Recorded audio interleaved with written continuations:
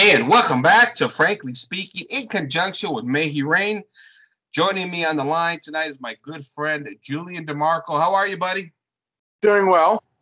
Great to have you back here, Julien. And tonight, Julien, we got an interesting topic. One of the big things that's been talked about a lot about by many different pundits, guys like Bill Maher and a few other out there, is this talk about a amicable divorce between the left and the right in America, particularly between the blue states and the red states. It looks like that the divisions in America are so deep, so hostile now that really Americans can't live with each other, at least Americans of different ideological spectrums, right? When we talk about that left and right dichotomy. And I find that very interesting because, one, I think, Julien, we have to try and speculate at the very least to see what a division between the right and the left and red states and blue states would look like, which I find problematic. But I think the bigger problem is this. We've been very critical here, frankly speaking, Knights of Christendom and your site, about Western liberalism and the collapse that's really been happening since the Enlightenment and the Protestant Reformation. I think we've come full circle with the really listen, there's this dark cloud over the West right now. We all feel it. We all sense it. The culture is rotten to the core. The political system is corrupt as can be. The family is in a state of just absolute ruination now. And now we're getting to a point as Americans, we cannot coexist with each other anymore. The right and the left are saying we need this divorce from one another. I'm going to ask you flat out, if something like this were to happen, which I doubt it's going to happen because the left is not going to let anybody off the hook, but if it were to come down to an actual divorce, a peaceful divorce, right, can we pretty much declare the founding of America dead? Well, I think the founding of America was dead on arrival. I mean, whether it's this past election or Trump getting elected or Obama getting elected or Bush getting elected, Bush 1, Reagan, anyone before Reagan, I think this country has collapsed a long time ago before myself or even you were born. And we have been living on fumes. I mean, the Roman Republic, before it turned into an empire, lasted 500 years. And the decay for the Republic before it turned into the Caesar monarchy, I would say it took about 100 years till it turned into the Caesar monarchy. But it wasn't so rapid. The thing about now with countries collapsing, particularly like America, is that ourselves, what we are doing right here, and the talking classes are constantly talking about what is going on. Back then, when other countries collapsed, when you didn't have talking heads or constant 24-hour media circus, you couldn't really see the collapse coming because there wasn't constant people talking about it. There were people writing about it. You had chroniclers and scribers and stuff like that, but I think one of the reasons why it seems so pronounced now is just because we document everything nowadays, unlike the past. But long story short, to answer your question, yes, because I think people try and sugarcoat the collapse by saying that America is changing into something else. Yeah. Whether it collapses or changing into something else, it still has collapsed. What if America is one thing and then it changes into something else that is completely unrecognizable from what it was? Is that not a collapse? Yeah, see, that's the big question here, right? We're kind of going to be debating definitions of what is a collapse, what isn't a collapse. But I agree with you because the country looks nothing like it did, not just 230, 240 years ago. It looks nothing like it did just 20 years ago, to be honest with you, specifically, in the culture. and with the decimation of the family. I mean, the past 50, 60 years have just been, well, just devastating on those institutions, family and culture. I guess the big question, I think when we look at it from the political right, there's a sense of sheer panic because government has grown and grown and grown. And now, whether it's with mandates or whether it's with sort of their government's alliance with corporations or whatever it may be, an election that many are calling into question still, the right seems to be lost and hopeless at this point because they have no political ramifications to kind of go back and fix some of these problems. It's like I've been saying for the longest time, Julien, pick your date. 1776, 1789, the Civil War, FDR, the 1960s. When did America collapse? Because it's been going progressively to the left since any one of those dates. Like I said, I would argue probably 1789 when the Constitution was formed. It most likely is when it started going to the left. And there's never no regulating back, even when we get Republicans in power, even when we get, supposed conservative Supreme Court nominees up on the courts, it always goes to the left. But I think, wasn't under Bush second, Bush two, didn't Vermont and Hawaii or some other states legalize sodomy marriage, or at least legalize civil unions? So again, it doesn't matter if it's Trump or Bush, right, or whatever conservative you want. The country keeps going left. Yeah, I think under Bush, you're talking about the early 2000s. Yeah, I know in the 2004 campaign when he faced off against John Kerry, the country was still against, again, LGBT marriage, gay marriage, whatever you want to call it. And the Bush administration used propositions on individual state ballots to get Christians to come out in order to help Bush get him over the finish line in 2004. I remember that. But the shift was already starting toward accepting that institution, I guess, if you want to say that. But my big issue right now is, Julien, as I talk to many classical liberals, they see the world around us really sort of closing in, the corrupt elements, whether you want to call the governments, the corporations, whatever you may be, this big liberal faction all over the world, call it the New World Order, call it whatever you want to call it now. And I'm having Americans, everyday conservatives, who are one time were rah, rah, rah, we're Americans, we're number one, we bleed red, white, and blue, we're the greatest country in the history of the world. And I was told by a friend of mine today, he told me, Frank, I don't even know that I can say that America is not an evil country anymore. Specifically with all the mandates and things like that that's going on. What I'm saying to you, Julien, there's been a major shift on the political right that's starting to see that, the supposed goodness of America, the things we've stood for, it's all been wiped out in that sense. And there's a real genuine fear that we cannot coexist anymore with the left. When you look at a Looney Tune state like California, where I was born and raised in, I don't know how we make this relationship work. And I understand where the right is coming from, but in practical terms, can this ever truly happen? Can a division, an amicable division, divorce, as they're talking about, how practical is it, Julien? It's impractical because Lincoln has already settled this question during the Second Civil War. A million Yankees said when the South seceded, you can't do that, and have that the question has been settled. So I don't understand what are we talking about here? What are these conservatives talking about? Because it has been settled. Yeah. So and to answer your friend's question, is America good? I would say, and I would take it even further, is any country in the West good? I mean, even countries that I love, are any countries good?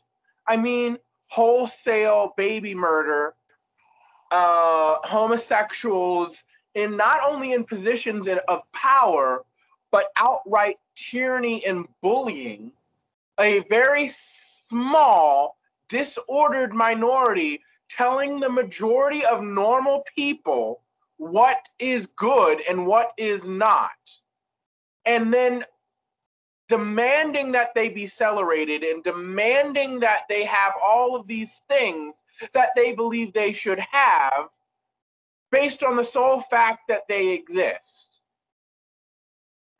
And, you know, this country ships it out and puts it all in other countries, and, you know, other countries kind of can say they've done the same thing, but not on the scale of the USA.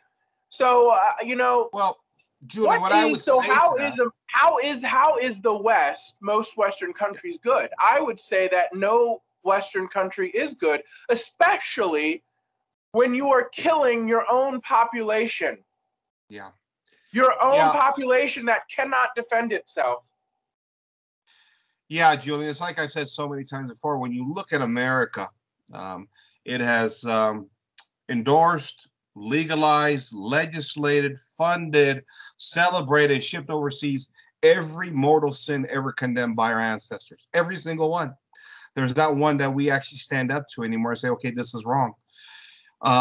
Listen, you know, when my friend asked me that today, I was thrown back by it because I know how much he loves his country, America. And I do too. Don't get me wrong. Listen, we all have something at stake here. You know, I said it before. I was born here. I'm going to raise a family here. I'm going to die and be buried in this country. And we all have something at stake, and we all want some kind of hope in the end, right? Especially if you're raising a family. But, you know, Julien, we need to be honest with ourselves first and foremost with America. Something has gone wrong here, right? I think the problem that our friends on the right have, and we'll talk about our friends on the left too, but the problem our friends on the right have is that they have never been able to separate their ideological sort of beliefs of what America was at the origins with what's on the ground and what's happening on the ground, and how these ideological principles have really contributed toward what is happening in America today. That's why I asked you, you know, at the beginning of this, if we go through this divorce of sorts, if we're allowed to peacefully leave, which is not going to happen, but I'm just speculating here, does that mean the founding of the country was flawed from the origin? Because that's what it seems like to me, Julien. I would say definitively yes. It is, as I've said multiple times on video, in person, and I'm not the only one that has said this. You know, other people have said this too. The seeds of America's destruction are built into its founding. So it was always a doomed experiment from the start. It has always been a political oddity that has been doomed from the start. Yeah. I don't know any republic that is successful that hasn't collapsed under its own weight. Yeah, America has had a long, continuous. You know, I wouldn't even say that. I mean, the Second Civil War, which everybody knows apparently as the first Civil War, the American Civil War, is a fact that America was already a failed state, and America barely even when the whole thing with Lincoln went down, that was not even 100 years. Yeah, I think it was roughly 70, 75 years, right around there. That's where Timothy Gordon in his book, Catholic Republic, would say that everything in America was just fine up until the Civil War. And then Lincoln implements the 14th Amendment. And as a tyrant, he essentially destroys the Republic. And I guess my argument to that is, well, okay, but in order to get us to a point of a civil war, at what point does America start falling apart prior to the Civil War? Was it 5 years? Was it 10 years? Because you had a lead up to the Civil War at some time. That's why I say, I mean, if we're going to use this one grain of sand in the hourglass of history to justify for how long America worked for, well, good luck with that, because it's not a very long history. It's very short. I mean, the question is, did it ever work? It's a lifespan. I'm sorry? It's a lifespan. Yeah. If it's 70 years, that could be the lifespan of somebody. If it worked for 70 years, that's a lifespan for somebody. That's not a good track record. Right. Right. And so I think when we look at it from the standpoint of the left, because if you look at the polling right now, 52% of Trump supporters want this divorce from the left, and 41% of, I guess, Biden supporters want the divorce from the right in America. And I find that interesting because maybe we're just not going far enough or fast enough for our progressive friends over here. But it's like I keep saying, I don't know what the rush is. They've won every major battle that has come down the pipe since the founding of the republic. America's been going to the far left. All they got to do is be patient, and they're going to get their leftist utopia. We're on our road there, right, Julien? Well, yeah, I think it's just that they want to live in an echo chamber, and they just don't want to have to live with people who are not of the same opinions of them. And Right. so if it not only is this impractical, how is it going to come about? Like how will it look? Who's deciding this? Who gets what state? Do states become individual countries? Do these blue states just become one giant country? Are they going to be connected to each other? Are we going to have like borders crisscrossing through states? Like what's going on? Well, how is this going to work? And again, like you said, it's just, well, why do you want the divorce? You guys have control of everything. Okay, so every 4 years or 8 years, you don't have control of the White House or the Senate or the Congress. Well, what does it matter? You get everything you want, even when the White House is and the Congress and the Senate and the majority of governors are Republican. I remember when Trump got elected, it was like red across the whole entire country. The White House was red. The Congress was red. The Senate was red. The majority of people in, all the states and the local counties and the state legislators and everything else was red. The majority of the governors was red. What happened? The whole red. And people were literally screaming bloody murder. Nothing changed. Nothing. A sea of red and nothing changed. Again. Yeah. Nothing was I don't understand. This divorce. Like when people say, "Oh, we just need to get this conservative or this conservative," I'm like, well, and now the conservatives and the left want to say we need this divorce. Well, what does it matter? Why? Who cares if we get Trump in the White House? Who cares if we have a sea of red? What's going to change? Why to the leftists or to the conservatives that want a divorce? Well, what does it matter? Because nothing's going to change. Nothing changes. It doesn't matter. The left always gets what it wants. That's right. That's absolutely right. Listen, we have Reagan in power, who's admired by many conservatives, and I like Ronald Reagan. I think he was a decent man. Despite all the talk, the culture and the political system went further to the left. Yeah, he got his military buildup, and he's got his tax cut. Fine. But the country and the culture went further to the left. We had 2 Bush presidencies, both been governed, in my opinion, left of center. And then, of course, with Trump, it's kind of the same thing. And listen, with Trump, we had record amounts of Republican legislatures at the state level, the House, the Senate, had it all, and nothing effectively got done. George W. Bush also had the House and the Senate at one time. Nothing got done. And yet when we see the left come into power, like with Obamacare, they just ram down their hardcore main principles down everybody's throats, and they're willing to take the temporary consequences at the ballot box. But as we know, once they get their programs entrenched in government, they never go away. That's why Obamacare. But always the conservatives' programs always get overturned. Yes, that's right. That's right. And so this is where we're at. If you're the left, I mean, you may want a divorce for your symbolic reasons. Maybe the country's not going fast enough to the left, but you're getting everything you want, and you've been getting everything you want. There's no reason for the leftists to ever fear, to be honest with you, because Republicans are cowards. Nobody wants to fight back. The conservatives have surrendered on the culture war and all this other stuff. So it's amazing. But Julie, I think from a conservative perspective, or at least a right-wing perspective, I keep hearing there's a bunch of good old boys down in Texas that are ready to pick up their guns, and basically Texas on its own has the infrastructure to declare itself a state and go at it on its own. Well, I mean, Texas, I keep hearing Texas here, man. Well, Texas can't go on its own if half the state loses its electricity. I mean, if Texas becomes its own country, what's it going to do? Call up the United States and be like, hey, we're having problems. Can you help us out? No, you decided to go on your own.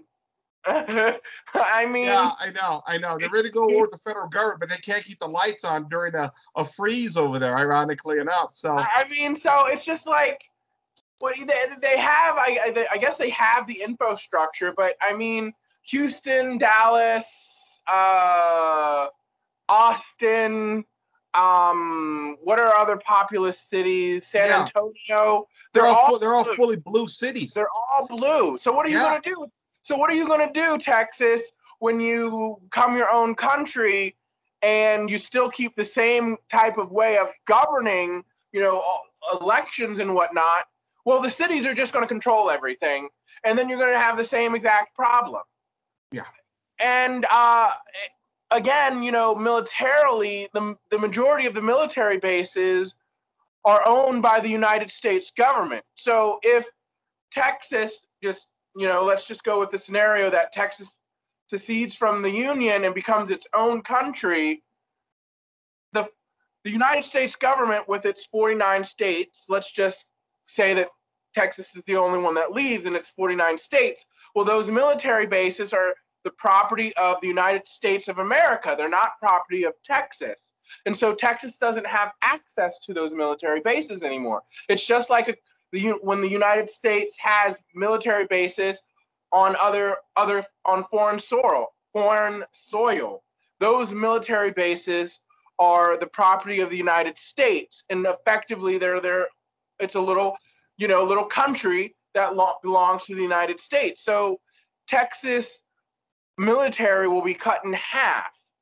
So, they can say that they have all these military things, but once they go on their own, they won't have access to it, because even if you do keep friendly relations with the United States, if Texas decides to go to war, or the United States decides to go to war with Texas, you still won't have access to those military bases. Yeah. And I think, Julia, the biggest problem you have here, let's assume you get your divorce, right? And you become your own little independent red state. Then what? What are your first principles? Are you going to double down on what? The Enlightenment Constitution 2.0? The very principles that got us here in the first place? I mean, this is the problem I'm having here. We're here for a reason, and this hasn't all collapsed by accident right now. There's been some fundamental philosophical principles that were flawed, have been flawed for a long time. The biggest of which, you have no acknowledgement of the one true triune God. You have no moral arbiter of truth. You've left everybody individually to pick and choose their own personal moral codes. And now that the culture is falling apart, the family is already destroyed, you find yourself in a position where the political system is abjectly corrupt. What's going to stop that from happening at the state level? Even if you break away, what are your principles? I think what you haven't really mentioned, but you touched tangentially on, is that all of this divorce talk is for social and economic reasons. For the right and conservatives, it's for economic reasons, but it's also for not wanting to be canceled. But you're not going to try and, say that single motherhood is not a good thing. People shouldn't be shacking up outside of marriage or any of these types of things. It's also, you can have your conservatism and no consequences of being canceled. And well, what the left wants is not to have to deal with the so-called bigots and all this other stuff. But it has nothing to do with morals or ethics. It's all purely social and economic, with no real religion thrown in, but except the secular religion. Yeah, and the irony is we're a broken culture that is morally collapsing. See, that's the issue that I have here. Nobody wants to deal with the moral dilemma, which is what is at the crisis of this civilization right now. And we see it every day. right? When you talk about different victim groups or, that have morally collapsed and want their sins justified, that's one of the great battles that's going on right now, whether it's with Dave Chappelle or whatever it may be. The right is pulling their hair out because of the cancel culture. But when you look at it, it's all moral depravity in the end. But nobody wants to talk about that in the end, Julian. Well, of course. I mean, what are the conservatives doing about the culture? Nothing. Nothing. What are conservatives doing about religion? Nothing. Nothing. Every single thing has bent the knee to leftism and liberalism and progressivism, whether it's cultural institutions that are not religious institutions or whether it's religious institutions. Everything has bent the knee to the left, whether it's mainline Protestant churches or huge swaths of the Catholic Church or, colleges, or just everything has become enculturated with leftism and liberalism. Yeah, it's interesting because remember, during that presidential run between Bill Clinton and George H.W. Bush, there was that famous line, where they said, "It's the economy, stupid." And what is interesting about that is that the economy has been kind of running along now in America because we're printing money left and right, and we're kind of propping up the economic system. But if you look at how the left has attacked the past, really, 30, 40, 50 years, it hasn't been via economics. It's been through the culture. It's gone after cultural issues. It's gone after moral issues. I mean, when you look at the universities today, particularly this millennial generation now that's soon going to come into power, the whole liberal white guilt factor has been a major turning point in this country's history, where because of sort of the redefinition of moral standards, we're all living with this guilt in our heart, and a lot of it has to do with moral issues, and especially I really have to say something, and I really want to get on my bird box about this white guilt. I'm not white. If you look at my picture, I'm not white. No, you're not. But I cannot stand white guilt. It drives me insane with a passion. Yeah. I cannot believe I am living in a time where people, whether it's white liberal women or old white men, or it's a bunch of screaming angry black people, just screaming about how the white man this, the white man that, or white women talking about how white men are bad, or white men talking about how he needs to shut up and listen to everybody else, to the white woman, to the black woman. It's just like, give me a freaking break. Yeah. Honestly. Yeah, and listen, I don't know who defines the terms of condition in regards to what constitutes white, what constitutes black, what constitutes Hispanic.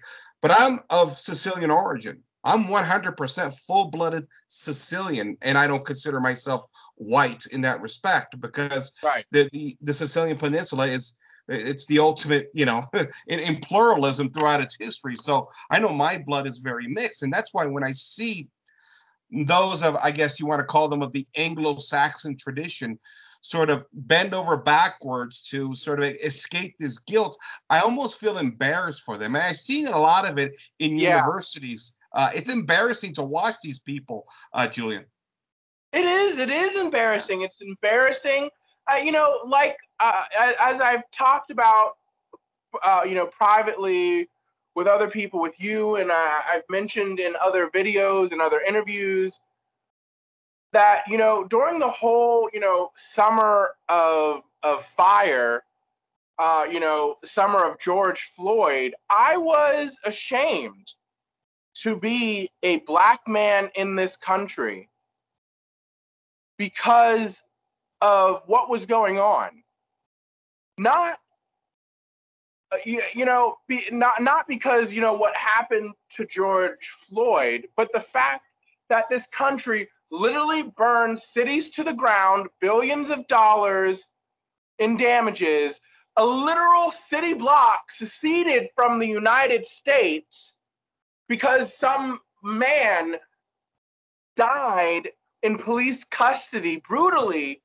And then you wanted to already vilify the police officer. He didn't get a fair trial because when he already went into court, they already judged him guilty.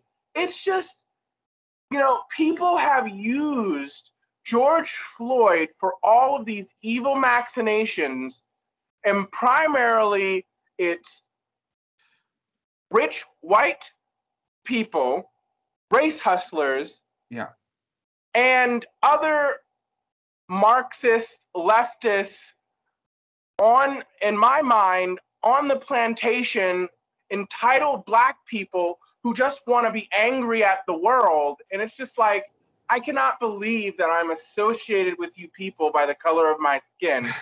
I am ashamed I am just absolutely, I want to put my head down because that is how ashamed that I am. And I haven't done anything wrong. Yeah.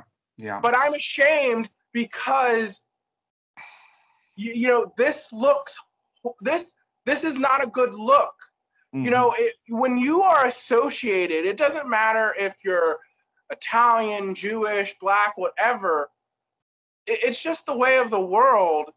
But when you are part of a group, you not only represent yourself and your family, you represent that group too. Yeah. Well, what I will say, Julien, what we saw with George Floyd was horrible.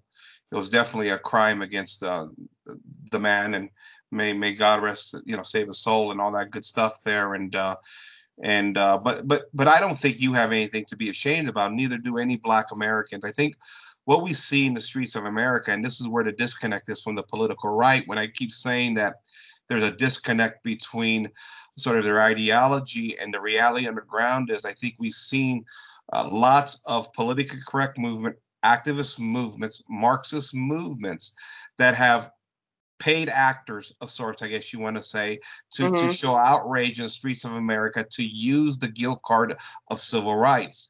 I don't attribute what I see in the cities, whether it's the burning of cities or the violence in the city, I don't attribute that to all Black people or all Hispanic people or all white people. Those kind of generalizations are always tough to me. But I think the reality is that, as we Catholics have learned now, and as we Catholics have been talking about now for a couple hundred years, and as we've experienced through Masonic infiltration into the church, remember, we were all called conspiracy kooks at one time for suggestions, right? But we see that, and this is what I keep telling my classical liberal friends who don't like this kind of talk, because once you go down the path of like infiltration and these elements of conspiracy, their ideological vision of America breaks down. They don't want to get into this, right? And what I'm saying to you is we Catholics have experienced this infiltration. If they have infiltrated the Catholic Church, I guarantee you they've infiltrated government, media, education systems, everything. I think what we see on the streets in Black communities oftentimes is not the Black community. It's infiltrators that are there. Julien, I think people are bought and paid for to act outraged in front of a camera to keep this narrative of guilt alive in America. And it's not just here, it's all of the West. We've seen this. Oh, yeah, by far. I mean, I said this during the Summer of Fire. I mean, everybody was enraged about the lockdowns. Everybody, right, left, it don't matter. The lockdowns were becoming they were becoming outrageous. It was becoming a kill or be killed type of situation during some of these lockdowns. And what did the media do? Yeah. It brought out its tried and true racism. That's right. Yeah. And then what happened? Once again, everybody was no longer all up in arms about the lockdowns or all up in arms about, somebody's racist. Everybody's racist. And then everybody's back in their corners again, not shaking hands about like, hey, I don't like you, you don't like me, but this lockdown is crazy. Let's be mad about that together. No, if you're a racist, you're a racist. Let's go over here and, be mad at each other again. Yeah, listen, Julien, I was born and raised in LA. And when I was growing up as a kid, hanging out at the boys club, most of my friends were Black. I have great sympathies for the Black community. And I sympathize with their struggles in many ways too. But my issue here is I believe that many blacks in those communities are being misled by a media and a narrative that's been created by political forces. And listen, I'll say that for white people too, or whatever race you want to pick. We're all being misled at this point in time by a mainstream media and an educational system right now that's trying to, again, co-opt us into some Marxist utopia. So that's also another thing is, what are these conservatives or the leftists have the media in their pocket, right? But what about, so how do the conservatives think this is going to play out in the media if there's going to be an amicable divorce? Do you think the media is going to be okay with this? Yeah, and I guess to get back to the point of this amicable divorce here, first of all, let's talk about the reality of this happening, because I think this is more frustration. This is more bloviating by the right. We know the Marxists are never, once they got their foot on your neck, they're never going to take it off. There's no simple, easy divorce here, right? You know, $39.95 and no contest divorce here. If you truly want a separation from the left in America, you better be prepared to fight a civil war, a bloody civil war. You better be prepared to sacrifice your sons, your daughters, your careers, your property, everything you've ever worked for in your life. You better be prepared to lose all of it now. And the question we have to ask ourselves, why have we reached this point? And have we reached a point of no return? I know many conservatives are frustrated. I'm frustrated, right? We're living in a completely morally degenerate society. The economic system now is completely corrupt in this usury system that nobody trusts the political system anymore. I understand the frustration. But if all you're going to tell me is, let's double down on the founding principles 2.0, I'm just like, okay, what's that going to do us? That's what got us here, Julien. I think the bravest thing we can do now is look the truth in the face. And the truth in the face is that there is no amicable divorce. And if you do divorce, and if that's going to be your talking point now, if that's going to be all your energy, whether it's Glenn Beck, Ben Shapiro, or whoever, all these talking classes on the right, then you have to admit that America has failed. That's the truth of the matter. If you want to divorce, then America has failed. Yeah. And so not only that, you lose. So I honestly don't think what do they think is going to happen, because some states just on a resource, because of where they're located at, by nature, just will not be economically viable. Yeah. And so you are setting that state up for failure because it doesn't have resources. That's the name of the game of any country. That's why some countries are better than others. It's not because they conquered it or whatever. A long time ago, a group of people all migrated to this landmass, to whatever landmass they were at. They spread out, then they called it their country, and then they realized that it had all these natural resources, and then it allowed them to become prosperous.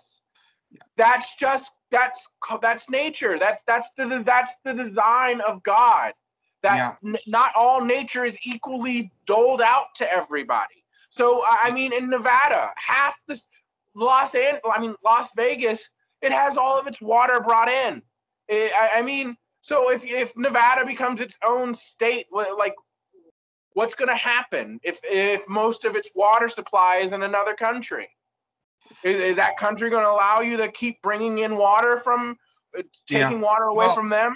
Let me present an even more difficult problem that I've been talking about, and that is we've also had a federal government that's been encroaching more and more of its power into the states. And I'm going to tell you guys right now, are you ready to give up your Social Security check if you break away from the federal government? Are you ready to give up your Medicare benefits, your education subsidies, your military protection from the government? I mean, go down all the sort of entrenched government programs that prop up a lot of these states, and there's a lot of serious questions to ask. And when you have a population in this economic usury system where nobody owns their land. Let's remember, when the Revolutionary War happened in America, that was an agricultural society. People owned their land. They were somewhat self-sufficient at the time. They could take care of themselves. That's not our country anymore. We're not agricultural. Most people don't even own their homes, never mind a plot of land to be able to take care of themselves and their families. There's nowhere for them to go back to. What are you going to promise these people? You break away? Are you going to break the usury banking system and take the land away from the elites in order to give it to the people so they can actually take care of themselves? Because they're going to lose their Medicare. They're going to lose their Social Security. They're going to lose their government jobs, their union federal government jobs. You're going to lose everything here. What are the promises in return so people can take care of themselves, even if you win this war? There's lots of questions. And this is why there won't be a civil war. Because I keep telling people, the federal government takes care of at least 50% of this population via certain programs. We are a nation, we are a service sector economy. We don't know how to take care of ourselves, Julien. We haven't known how to take care of ourselves for at least 100 years, ever since the Industrial Revolution. This thing is not as simple as many people want to believe. I keep telling you, get out of your ideological prism and look at reality on the ground. We don't own anything. We have no power, Julien. Yeah, I think what is also what I think the left and the right is not seeming to or is overlooking is that if it's a civil war, it's not going to be like it was during the American Civil War, where it's the North against the South. It's going to be neighbor against neighbor. Yeah. It's going to even be family member against family member, because we are so polarized. We don't have a unifying culture. You don't have a bunch of Irish people with the Irish, Scottish with the Scottish, English with the English. You have everybody mixing and mingling, and you have no shared culture, no shared values. Right. Everybody is, there's no unifying religious values. There's none of those things that happened during the revolutionary times. There's none of those things that happened during the American Civil War. All of those things were built in. All of these people typically stayed within their own culture, even though they were part of the general culture that was the United States or the colonies. But today you have within a generation, your own children who are leftists and you're a conservative. Yeah. Back during the Civil War and the Revolution, you didn't have politics like that within the same family, at least within the immediate generation. Yeah. You didn't send your kids off to college and then they just all of a sudden, or they look at you as if you're some old fuddy-duddy who doesn't know anything, and that they're somehow better than you because they went to college. Oh, well, you went to college, but that was 50 years ago. I went to college now, and my professor talks about critical race theory and all these other claptrap nonsense. It's just like, again, what is this divorce going to look like? Because it will not be a smooth break. It's ideological. It's a bunch of talk radio hosts. It's a bunch of internet bloggers that are having these grand visions of this conservative utopia because they've lost control. They've lost control of the republic. The republic that they promised us was going to be better than the old world, Julien. That's part of the issue. I think there's lots of guilt, that there's a lot of failure to go around. Now, listen, like I've told you before, I love this country, and I have everything at stake here, just like I'm sure you do as well, too. We live here, Julien. We got to work here. We got to raise families here. We got to survive here. So in that sense, there's got to be a sense of hope. And I want America to succeed. I want it because we need it to succeed. The question is, how do we move forward now?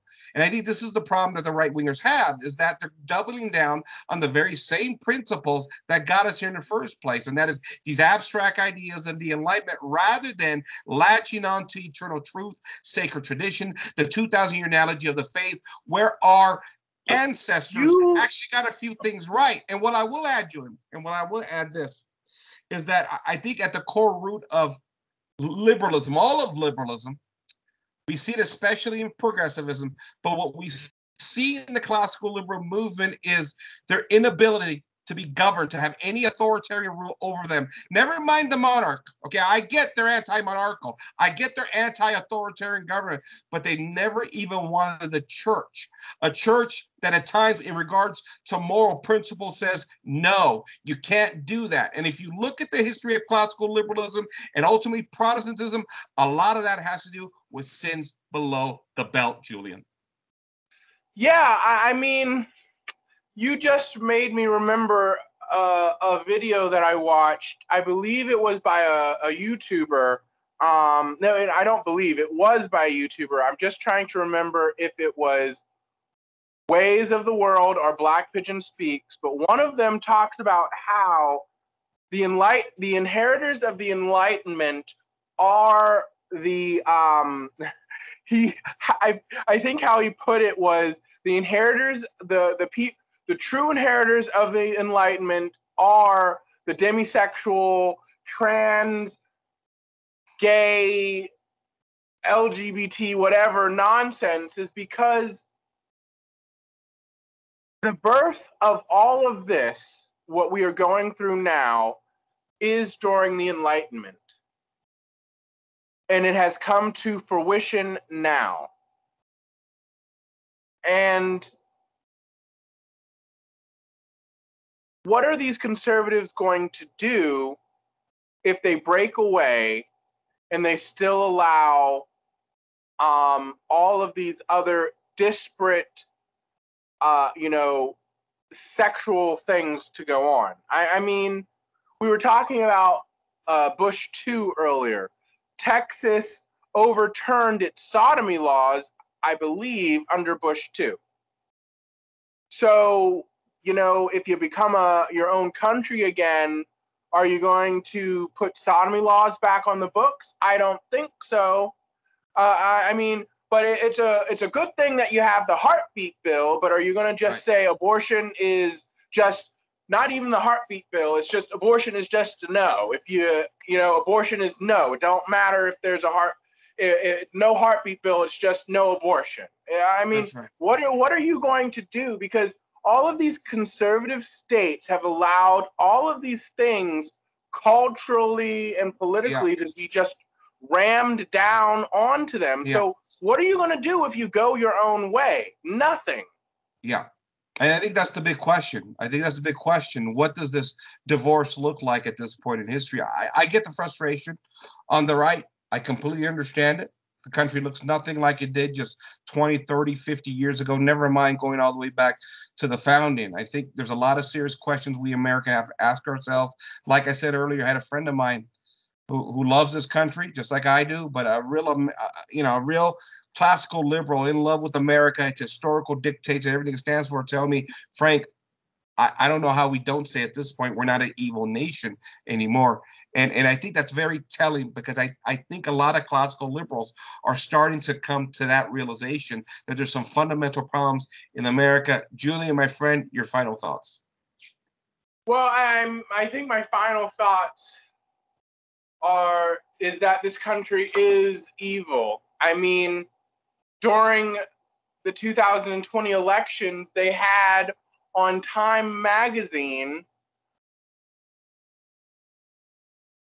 Pete Buttigieg running, saying the future president of the United States. Although that didn't happen, the fact that a man with his alternative lifestyle is even in a position to run, allowed to run, should say all you need to say about this country.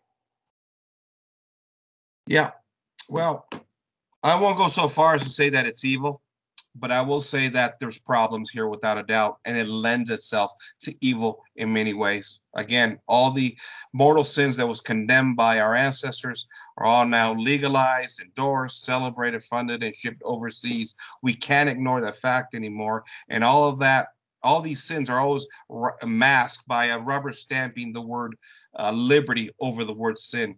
I think it's very telling that Christ was never mentioned in the Constitution of the United States. I think it's very telling. The Constitution never even mentions the word sin, or does it ever even attempt to deal with our fallen nature. I think as Americans, we have a lot to look at to look in the mirror, look ourselves in the mirror first and foremost, and we owe ourselves the truth at the very least. And I think being hampered down by these ideological movements between the left and the right, I think is one of the grand mistakes we continue to make. Because as we've seen, there's only one ideology that continues to win, and that is the far left. And the ideology on the right continues to lose. I'm not in favor of a divorce at this point. I think, as much as I hate the whole fight thing that the right talks about, there is some truth to it. There is some truth. But I think the fight has to be at a spiritual level and not at a political level. I think politically it's done. I think the only way to fix this thing is to fix the faith first and foremost, which means we have to talk about true religion and not abstract religion like American religious liberty, but true principles of religion. And we have to work on this culture, and then the politics will settle itself.